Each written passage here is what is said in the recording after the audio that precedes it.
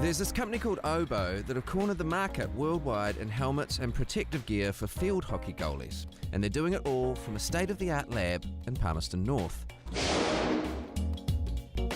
I'm paying them a visit to find out what they're all about. Simon Barnett, the boss of Oboe. Yep. Now you provide field hockey gear just for goalies. How did you end up getting so specific with your business? We were importers of hockey gear and then saw an opportunity for the goalkeeper. They needed some new gear and better gear so they could play their game better, and we, being Kiwis, I think, decided that we could do a better job than some English. Pretty niche, isn't it? That's, well, niche is how we see things. Right, explain that for me, niche. There's only about 100,000 goalkeepers in the world, we think, so out of 6.5 billion people, we're only interested in 100,000. So what sort of injuries are we dealing with here if you're not wearing the right protection? I mean, have we got broken jaws? Have we got busted eye sockets? What are we dealing with? All of that, Yeah. teeth. Pins, a lot of bruising, nasty bruising around the eyes, but you're also dealing with concussion. Now they don't get injured and people use their head instead of putting their hand up to stop a ball. Some people will deliberately use Throw their the old helmet in the way there. Right. You may be thinking, what's the big deal? They make pads and helmets, so what?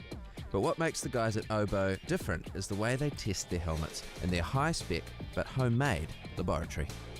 Hey, how are you? Nice to meet you, Ruben. Ruben, you're the ballistics expert, are you? Yes, fire things at heads. That sounds like a pretty good job. How did you get into that?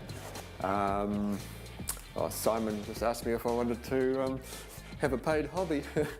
So, Ruben, tell me what you've got here. Got an air cannon run off the factory air. We built this so that we could fire hockey balls, cricket balls, softballs at a crash test dummy head that we've got in the cage there. Wow. How fast can you get that thing? I think the fastest I've ever fired is about 350k. Wow. Wow. Which after that I had to slow it down so we could get some realistic ball speeds, because the fastest most balls are in field sports is about 160k. So we're testing the helmets and face masks through these different speed ranges. In the cage here we've got Noddy. Oh, Noddy. Noddy's our crash test tummy head. Noddy's nodding like he's taken a lot of hits there. He's taken a few hits. Not only can Ruben record and review the impact to Noddy's face on a high-speed camera, he also has sensors that show the effect of the impact from the inside of Noddy's head to check concussion. If you play cricket, you might want to look away right about now. Cricket face masks tend to perform very badly in general. Before you ask, yes, that cricket helmet has passed the safety standards for England, Aussie and New Zealand. Those standards don't record or test the impact to the face, which seems fairly important when a ball hits you at 100+ kilometres an hour.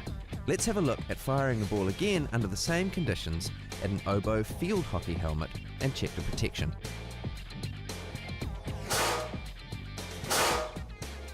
Wow, that's quick. How fast was that?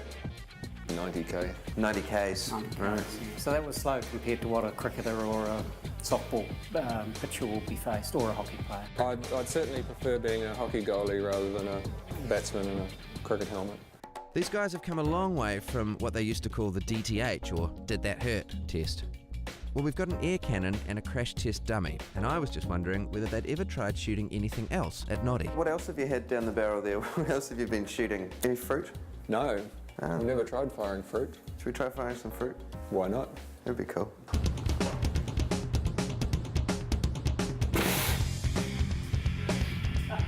Well, that was messy. Apparently an apple shot at your head not only explodes, it also causes massive concussion, according to the sensors inside Noddy.